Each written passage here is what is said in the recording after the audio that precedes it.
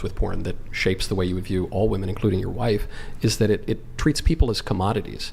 So what it does is it causes you to sell yourself as though you were just merely flesh, for the irrational excitement of some other person, and that is intrinsically degrading because you're a rational creature with a mind and a soul. That's why I think OnlyFans is the best iteration of sex work, because sex work, as they say, is the world's oldest profession. It's never going away. Even in 2005, which is over 10 years before the advent of OnlyFans, 16% of American men were buying sex, and over half of them were doing it regularly from prostitutes. So I don't like that we blame porn when sex work has always been a thing. Even a lot of Christian men will go to the strip club a week before getting married, and that's considered traditionally acceptable. Party. Yeah. Exactly. And I feel like OnlyFans is the healthiest iteration, even by your characterization, because it reinstates the soul, because the biggest OnlyFans stars are famous for their personality. People like Amaranth, Belle Delphine, Bella Thorne. It reinstates that personality. So I feel like it's actually reducing this idea of only lusting after a woman for her flesh. It's actually three-dimensionalizing her again. So do you think OnlyFans... But it still reduces the relation of the sexes to a mere monetary transaction, and it commoditizes the woman because she's the product. So, isn't that capitalism though? When you have a cashier, aren't you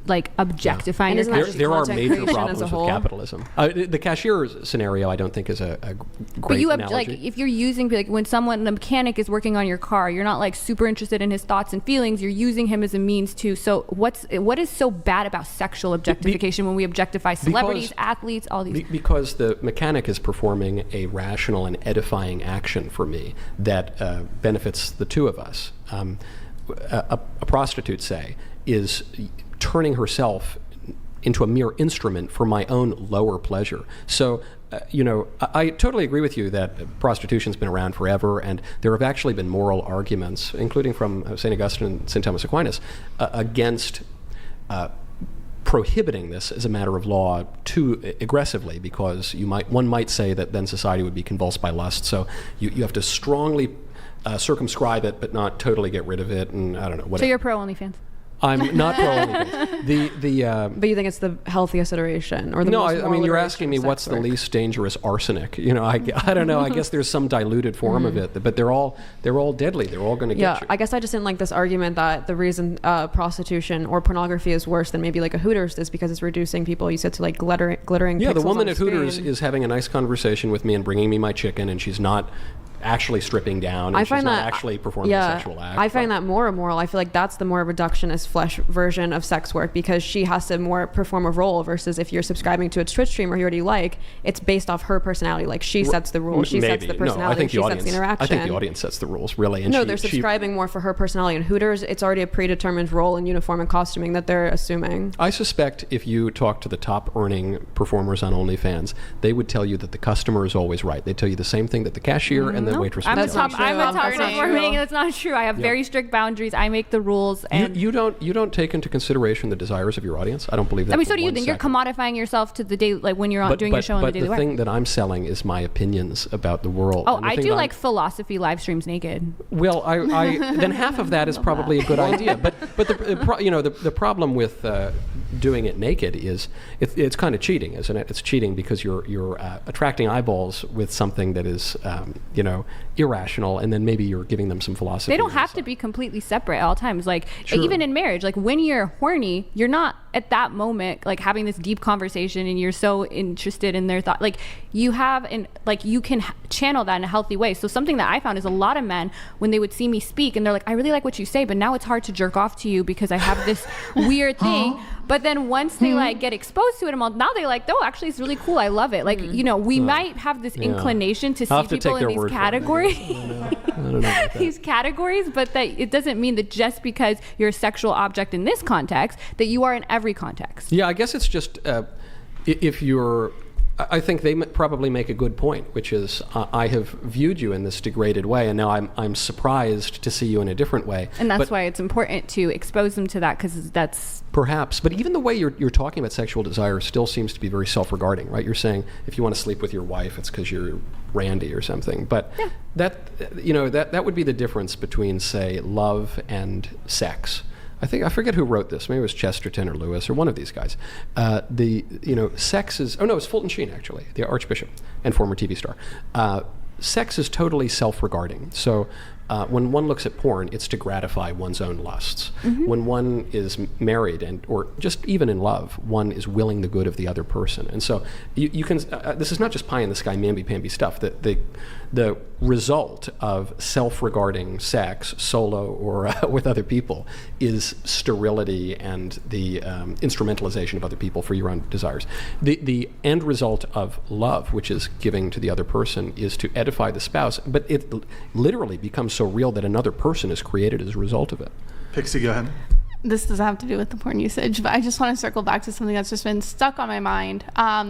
Earlier you were talking about like basically like these kind of biological imperatives that like women and men have naturally fallen to, and then basically feminism is like trying to destroy that. That's like my understanding of your argument. But I don't think it's just biological, because I don't think we're just bodies and flesh. I think we're also souls and bodies together. Okay, because what I was going to say is that when people make like these biological arguments of men having to be this one way and women having to be this other way, to me that doesn't necessarily follow, because like we've literally had laws after law in place trying to prevent women from getting into the workforce, from having being able to open a bank account, from even being able to pursue certain legal matters. So when people make this biological argument of like, oh no, men are just more naturally inclined towards working roles, it would follow then that there would be no need for these laws. It would just be a biological imperative. There's no need for you to have a law where blood flows through you or where you have a heart. These are just things that are true. But when it comes to our roles in society, and I think this is what feminists push back on, it seems like instead of it being a real biological imperative, it is forced upon the social structure. Yeah, are you suggesting that women are as happy working in an office as a man is? They could be. Depends on the woman. Hypothetically, I guess they could be. But do you think, talking to your female friends and looking at what social scientific data there are, you really think women are as satisfied and happy in office work? I definitely I'm just think saying so. in the aggregate. Yeah, I think... If you're really being honest with me right now, I think you would say probably women are less happy. Well, I don't think either of them are happy. Like, I think but most which is people are happier not than the happy. other? Yeah, Which no. is happier than Well, what I think is interesting about this argument is that we do have like a clear period of time where, hey, women were staying at home, whatever. Then when men went out to war, they went towards these jobs, and when the men came back, they didn't want to leave. So to me, to be saying like, oh no, like, they're all in general happier at home. Well, we had a clear period of time where women fought expressly against that. No, we did, and then we, as I mentioned earlier, we measured against it, and we measured how it turned out, and all but one of the surveys showed that the women became less happy. So I'm totally willing to take these surveys with a grain of salt, but in as much as we can measure them, they undercut your argument. No. If there was a survey that showed that men are happier just sitting on their ass all day on like some island just watching TV, they are in the short term. Do you think that they should strive towards that? No, because they wouldn't be happier in the long term, because happiness is an objective matter. It's not purely subjective. So like men, though, truly, this is why Genesis 3 is written the way that it is.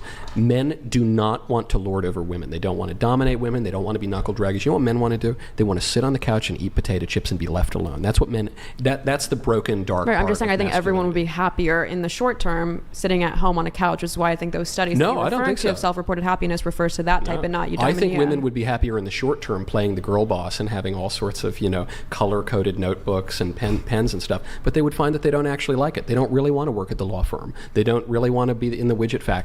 They would rather do something that is more naturally feminine. I think it's also interesting how you're ascribing these surveys of like self-reported happiness going lower as a result of being in the workplace. When I wonder if you start and other things. Exactly. I wonder if when you start looking down into the specific reasons why a person might report greater amounts of unhappiness, I'm sure there's a lot of reasons that could range, right? So for example, they're all feminists though. higher, like, let's say experiencing like some sort of like sexual harassment in the workplace, for example, which in that case, it's not necessarily, they're less happy doing work. They're just less happy experiencing sexual harassment, for example. I'm not saying it never happens, because obviously, you hear some Me Too stories, Matt Lauer, whatever, Vince McMahon. I'm not saying it doesn't happen, but these days the law and the culture are so radically opposed to men and in favor of women in the situation.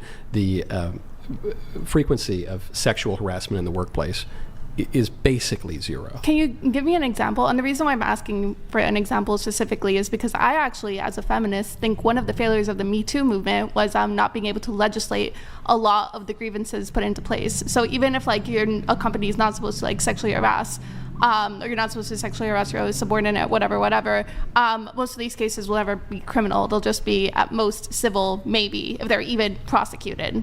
Sure, but what are we talking about? We're talking about an errant comment, or we're talking about, I like your shirt today, Sally, or something, or are we talking about, a rape or something? Yeah, I guess what I'm asking you is like what specific laws have been put to place that heavily favor women against men. Well, there are already unfairly. laws. There are laws against sexual assault, right? And there are but the HR practices that have been put into place throughout corporate America to totally favor women. If a woman comes in and says, let's say a man and a woman in an office had a consensual affair, the minute that woman reports it, that guy is gone. That guy is gone at every major company in America. Let's say that a man just kind of seems a little creepy or makes a woman feel uncomfortable because he compliments her glasses that day or something.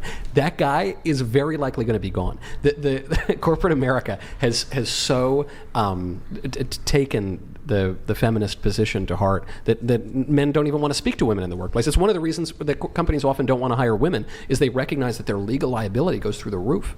That seems like an exaggeration. Do you actually think that if a guy complimented a girl's glasses, I'm not saying she would report it because people are usually nice and men and women generally like each other. But you think that's how much the institutions have overcorrected that a man will get fired for just complimenting a woman innocuously and unsexually? I think he very easily could be punished for that. Yeah, maybe not outright fired, but he would face professional. I mean, it'd be cool to see stories of that. I haven't seen anything anywhere close, and I feel like I don't know. Any type of conservative media outlet would jump on that hard. All I've got are anecdotes here, but no, I don't think the conservative media would because I'm not pro sexual harassment. Also, to go back to happiness and feminism and girl bosses and females in the workspace, another reason that women could have lower reported happiness is because they're still shoring up on most of the household duties, despite now also taking up, they're doing still a lion's share of domestic work. They don't get married anyway, so they don't even have households. That's not true. They're still cohabitating. They're still even within marriage. I agree. Cohabitation makes women unhappy too. Yeah. I mean, even within marriage now, you don't think there's a ton of marriages in which women are also working and then also shoring up a lion's share of the household duties, and that's why they're unhappy because now they're being burdened in two directions. Yeah,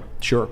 But so what's the solution to that? I think the solution is men showing up more on domestic duties, but they won't because of freaking tradcons and neocons who are telling them that it's gay and beta if they do these certain tasks. It is gay and beta most of the time. I agree. And I also think that's why men are suffering. So, for instance, like the unemployment rate of men returning back to the workforce is very, very high right now, and that's because everything meninist, like tradcons and neocons. So, for instance, what do you mean by neo? You mean like the sort of warmongering? What? You're a neocon? I'm not a politics invade Libya or something? What does that mean? I'm not the politics guy. Okay. No one can pin down I think Brian. we're using neocon in a way I'm not familiar with. Well, I'm seeing John Rumsfeld next to me. Okay. A lot of just meninists are actually hurting men, and I think they're also hurting women. They're also hurting women because, like I said, women are doing worse mentally because they're showing up on domestic duties, and men won't take up these responsibilities because it's seen as gay and beta. And we're, you know what I mean? You guys but the solution is an easy solution. Wait, can I finish? Sure. Meninists are kind of pushing for this like revanchist return to just like older times, and even though you claim you're not trying to turn the clock back, a lot of the solutions that meninists are advocating for just won't help men because the burgeoning sectors right now are overly feminized. It's stuff like nursing, childcare, hospitality, and these industries are actually reaching out to men and they're trying to recruit them, but a lot of men will turn them down, and instead they're sitting on their ass. They're addicted to opiates. Like over half of unemployed men are addicted to some sort of painkiller. They're playing video games all day. They're jacking off to porn, which is yes, one problem, but there's so many others. Yeah. And feminism was telling men, like, you know what I mean, leave your toxic masculinity behind, join a nursing career, join a teaching career, but they won't do it because of tradcons and neocons telling them that they're gay and beta if they do these kind of like unwarrior-like positions. I don't know. Am I in a warrior-like position? What's that movie with De Niro and Ben Stiller, Meet the Parents, where he's the male nurse? Yeah. Do you agree with I don't think that Richard Reeves' take on like men should be the way we pushed women to join STEM, we should be pushing men to join HEAL, which is health, education, administrative literacy jobs? Like, do you think that there should be a push, like instead of saying men do this job and women do this job? Like, I don't think tradcons do as much as like red pill. I'm not pointing to you say you're red pillar, but like that men, your role is to be an ATM machine and to make money and to be strong and fight, and if you don't do that then you're not a man. Like, you're not as much of a man if you're a teacher. Do you agree with that? No, I've had wonderful male teachers. I don't really care to push people to any particular field or other. I think I'm no libertarian, but I think the market will generally sort that out, and I think interference in that regard is usually does more harm than good. But teaching is a very manly thing, actually. I mean, it's you're imparting wisdom and knowledge, and you're shaping a young mind. It's a very manly field. I agree, but you said women are better at domestic tasks than men are, and being a teacher or a nurse is not a domestic task. It can occur inside the home and frequently does. And but why does it seem like, why do people domestic means within the fear, home? no, so but why do anything people see it outside- as feminine? Like people see nurses and teachers as feminine, like a 'Cause they're third very grade male they're very teacher. nurturing. Yeah, so is that That's why. something that you think is better suited for women? Yeah, I think women tend to be more nurturing than men. But So that's they're- because of their experience in the domestic life. Is that's why they're now more I think congruent it's in with their these nature. burgeoning industries such as nursing, teaching, childcare, hospitality, food preparation. It's because of what they're being trained to do at the home. So when tradcons say that like men should focus on public life while women should focus on these more domestic errands, they're actually hurting men in the long run because now men aren't equipped to do these burgeoning industries. No, to work in look, them. I think also, don't forget, life isn't just set and static all the time. A woman could, say, go to school and then work a job. I don't know, she teaches for a few years and then she gets married and she wants to leave teaching, or she's a nurse for a few years, or what, we don't just like sign up like serfs for the rest of our lives. We're just doing one task. But I do think that it's not just a matter of social construction. I think women are more nurturing. And so are nurses more likely to be women? You know it. Are elementary school teachers more likely to be women? Yes. There are some men, but very few. That's interesting to say, because when we look historically, like the reason why women tended to take those roles is because those were the only roles that society would let them take. It was not. So says necessarily- you. I don't really buy that. No, we can look at There's the laws a right study, now. the last name was Wu on the researcher, where like if right now we have like a certain percentage of women in STEM and a certain percentage of men in like heel types of jobs. If people were actually choosing based on their interests, you would still get more. You're right, but it would be like 30%. Men in But these people industries. are often deluded by their interests, and people have a view of what they will excel at and what they're inclined to do that is often out of step with reality, and virtually no and one. probably influenced by what society tells them they'll be good at. Totally. Which is that But men ironically, should be teachers. I think we all concluded earlier that today it's the liberal feminist view that dominates all the major institutions, right? Didn't we? Yale and all I the rest. think So when I men, thought that's what we said when men earlier. cite not wanting to join nursing and teaching as part of the reason is because they see it as very feminine. You think liberal feminism is the culprit and not meninism or neocon/tradcon? It's the neocon thing keeps shaking me because neocons refer to like Irving Kristol and Norman Podhoretz. Okay, we'll just say and, like, conservative. Do you think when men say that they don't want to join nursing and teaching, because the nursing programs and teaching programs have like put out, research of why men won't join these industries despite them reaching out, and one of the biggest reasons is because they feel like it's overly feminine. Do you think that's due to liberal feminism or due to conservatism, that fear? No, I think it's just natural. I think it's just a natural thing about men. They are not inclined toward the those more nurturing professions. But the alternative is study I they're just sitting at mentioned home was the unemployed right opposite. now. They're Yeah, reaching they- out to unemployed men. It's not men in STEM. They're reaching out to men who are disaffected right now, and they maybe- won't do it still because it's seen as gay. Yeah, I think the men should work, but they should maybe do things that they're more inclined to do. I don't think we need to conscript men to go become nurses wearing frilly little dresses. And a But they're critique not of more liberal inclined to do feminism. because, manual labor jobs are basically getting eradicated, and a lot of these men, But, not yeah. to be mean, aren't But- necessarily smart enough to go into STEM. So I think other industries might be better for No, them, look, but there they are all won't sorts do of it. They'd social rather problems. sit at home to preserve their masculinity, and I think conservatism is to blame for that. Part of no, I think mass migration is actually to blame for the problem of the working classes not having as much employment as they used to, which is something that conservatives generally haven't pushed. I think there are all sorts of political reasons that happens, but I don't think that any amount of feminist indoctrination and brainwashing is going to convince a man that he really wants to do an extremely feminine role. It's not about really wants to do, That's an Just, entitlement. yeah, look, it's not just gay go for work. doing. That's a different I think- thing. I think like, men- and a yeah, critique men ought of to liberal work rather than feminism not is that work. liberal feminism has done a lot to push up women, but it has left, I think, men behind in a lot of Sure. ways, and this is one of those Also, ways. we're painting with way too broad a brush. I mean, a man can be a nurse, and there are aspects of the nursing profession that can be perfectly masculine. And obviously, same goes with teaching.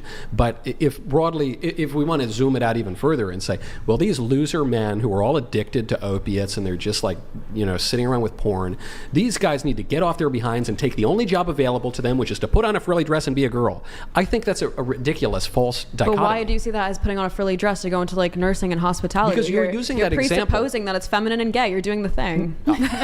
It is more feminine, yeah. It's frilly dressy to go into nursing. That's They what wear you're, that's frilly what you're dresses. telling At your least they audience used to. here. You're telling them that they're preserving their masculinity to sit at home, and half of them being addicted to painkillers. I'm telling you, I think it's a false dichotomy. And I think the reason that you're picking those fields, which are... Those are the most burgeoning 15 sectors right now. A lot of other things are getting wiped out. Nursing is like a good What are field the to other? go into. What are the other 15?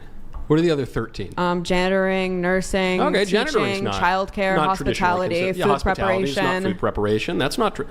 I mean, So which ones are frilly? Just outline Let's make it it for a me. graph. Yeah, Which I mean, ones are put them gay? in the Do a so, spectrum of like Emerald Lagasse, right? Which who's one's in most food. dick Yeah, sucky? Emerald Lagasse is not That's not too frilly. You know, if you're a big man chef, you just like bam, throwing that can Don't be you pretty feel like you're masculine. hurting men with this Being kind a of rhetoric janitor. of being like, you need to add so much machismo to these professions? Be like, okay, I'm maybe not you should adding do this anything. type I'm not of adding stuff. anything. frilly. I'm Yeah, you are. observing reality and articulating my perception.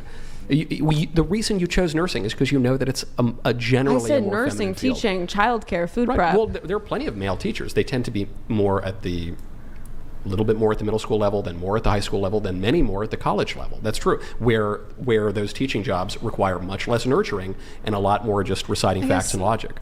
So, okay, I just want to ask, do you think it's better for a guy to sit at home and be unemployed than go into nursing? Like, No, do you I think think he's doing it's something better. wrong? I think it's better to work than not to work, as long as the work is not But intrinsically ideally, immoral. they shouldn't pursue nursing because it's gay. They can pursue whatever they like to pursue, but you're asking me why are these men not inclined to pursue careers that calling they it consider frilly, feminine? yeah. Because they're men, and because the differences between men and women are natural, and they're not contingent on what you say, and they're not contingent on what I say. Okay, my question is that, again, if these things are so natural, and we can search it up right now if you don't believe me, but why have there been laws in place preventing women from working in fields that are not nursing or teaching historically? If this is a biological imperative, there would be no I'd be need for curious these to know- laws. I'd be curious to know which laws. I'm not disputing that women have been encouraged to stay home, and that that socially that's changed because of the Second World War or because of the advent of the sexual revolution and contraception and all of these other things. That's certainly true.